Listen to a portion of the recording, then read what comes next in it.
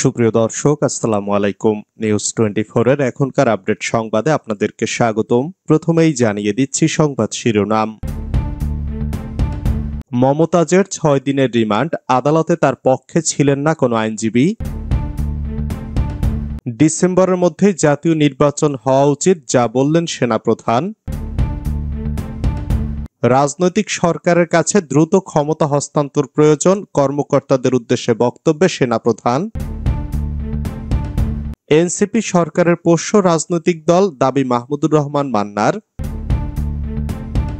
সীমান্তে 6 পরিবারের 27 জনকে পুশ-ইন করল বিএসএফ। এতক্ষণ শুনছিলেন সংবাদ শিরোনাম। পুরো খবর পেতে ভিডিওটি শেষ পর্যন্ত দেখুন। সর্বশেষ সংবাদ পেতে চ্যানেলটি সাবস্ক্রাইব করুন। এবার বিস্তারিত। মমতাজের 6 দিনের রিমান্ড, আদালতে তার পক্ষে ছিলেন না কোনো আইনজীবী। মানিকগঞ্জ 2 আসনের সাবেক সংসদ সদস্য ও কণ্ঠশিল্পী মমতাজ বেগমের পৃথক 6 দিনের রিমান্ড মঞ্জুর করেছেন আদালত। বৃহস্পতিবার সকালে সিনিয়র জুডিশিয়াল ম্যাজিস্ট্রেট 1 ও 3 এর আদালত এ রিমান্ড মঞ্জুর করেন।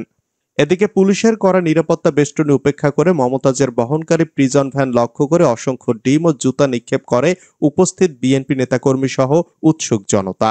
এর আগে বৃহস্পতিবার সকাল 8:30টায় গাজীপুর জেলার কাশিমপুর কেন্দ্রীয় কারাগার থেকে পুলিশের প্রিজন ভ্যানে করে মমতাজ বেগমকে মানিকগঞ্জ চিফ জুডিশিয়াল ম্যাজিস্ট্রেট আদালতে আনা হয়। এ সময় মমতাজ বেগমকে বুলেট প্রুফ জ্যাকেট আর হেলমেট পরিধান করে আনা হয়। আদালতের অভ্যন্তরে মমতাজকে এজলাসে তোলার সময় বিএনপিপন্থী আইনজীবীদের সঙ্গে পুলিশের ধস্তাধস্তি হয়। এছাড়া আদালত চত্বরে বিএনপিপন্থী আইনজীবী ও দলীয় নেতাকর্মীরা মমতাজের ফাঁসি দাবি করে বিক্ষোভ করেন। বাদীপক্ষের আইনজীবী ছিলেন জেলা আইনজীবী সমিতির সাধারণ সম্পাদক আজাদ হোসেন খান। তবে মমতাজ বেগমের পক্ষে কোনো আইনজীবী ছিলেন না বলে মানিকগঞ্জ আদালতের ওসি আবুল খায়ের নিশ্চিত করেছেন। ডিসেম্বরের মধ্যে জাতীয় নির্বাচন হওয়া উচিত, যা বললেন সেনাপ্রধান।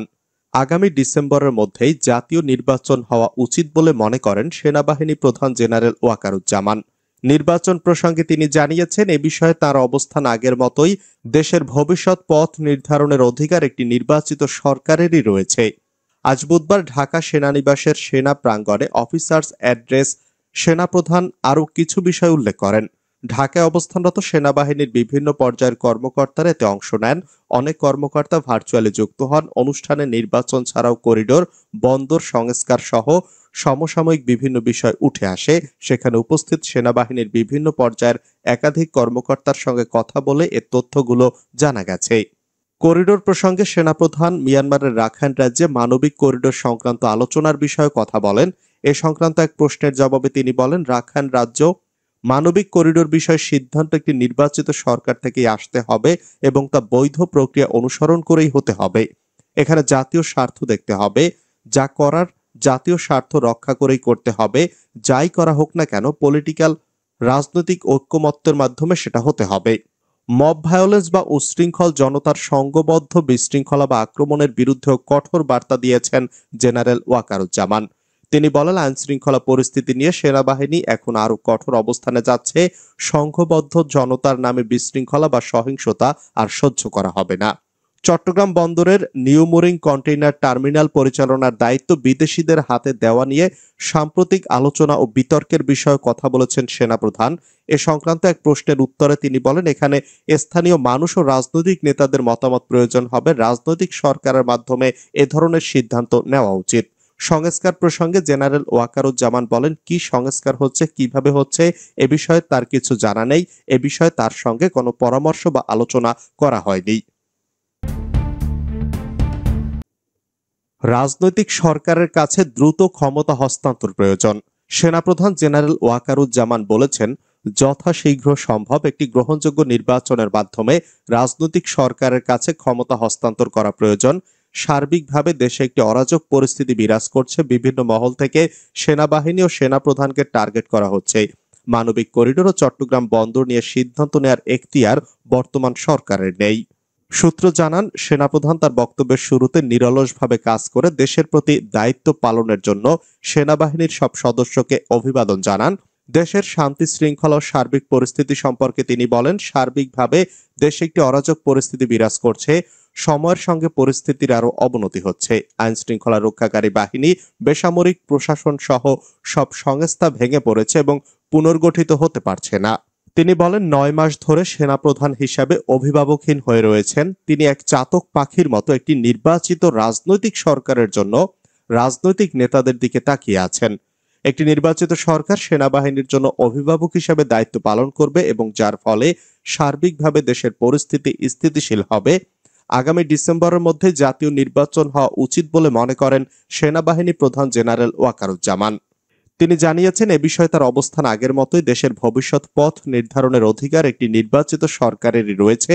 সেনাপ্রধান স্পষ্টভাবে বলেন, যথাশীঘ্র সম্ভব একটি গ্রহণযোগ্য নির্বাচনের মাধ্যমে রাজনৈতিক সরকারের কাছে ক্ষমতা হস্তান্তরের প্রয়োজনীয়তা রয়েছে।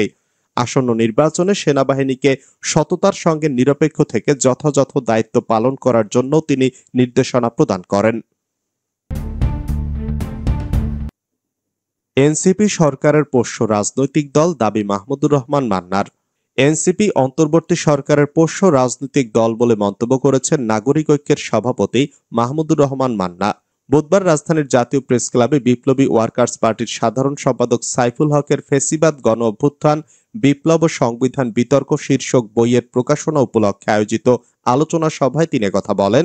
কালের দাবি প্রকাশনী এ সভার আয়োজন করে। মাহমুদুর রহমান মান্না বলেন, অন্তর্বর্তী সরকারের সবচেয়ে বড় কাজ হলো নির্বাচনের সংস্কারের ব্যবস্থা করা, কিন্তু একটা সংস্কারও এই সরকার এখন পর্যন্ত করতে পারেনি। সীমান্তে 6 পরিবারের 27 জনকে পুশ-ইন করল বিএসএফ। ফেনীর ছাগলনাইয়া উপজেলার পূর্ব ছাগলনাইয়া ও ফুলগাজী কালিকাপুর সীমান্তবর্তী এলাকা দিয়ে ভারতীয় বিএসএফ বৃহস্পতিবার রাত 1টার দিকে 6 পরিবারের 27 জন সদস্যকে পুশব্যাক করে বাংলাদেশে প্রবেশ করিয়েছে। এ সময় যশপুর ও খাজুরিয়া বিওপির টহলরত সদস্যরা স্থানীয়দের মাধ্যমে খবর পেয়ে পুলিশকে নিয়ে ঘটনাস্থলে গিয়ে তাদের আটক করে।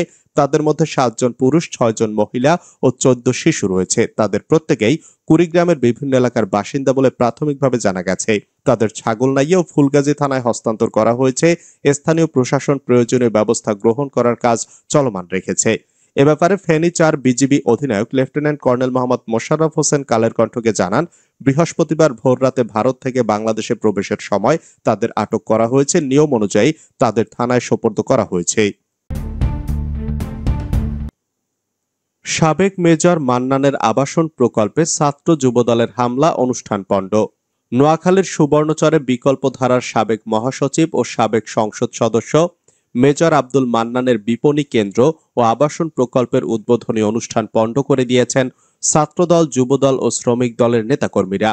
এ সময় একটি বেসরকারি টেলিভিশনের ক্যামেরা ভাঙচুর ও ক্যামেরা পার্সনকে মারধরের ঘটনা ঘটেছে। মঙ্গলবার দুপুরে হারিস চৌধুরীর বাজারের পাশে সোনাপুর চেয়ারম্যানঘাট সড়কের পাশে সোয়েটার কারখানায় সুবর্ণ সিটির উদ্বোধনী অনুষ্ঠানে এ হামলার ঘটনা ঘটে। এতে হামলাকারীরা অনুষ্ঠানের মূল ফটকের তোরণ, ভেতরের চেয়ার ভাঙচুর করে লোকজনকে বের করে দেয়।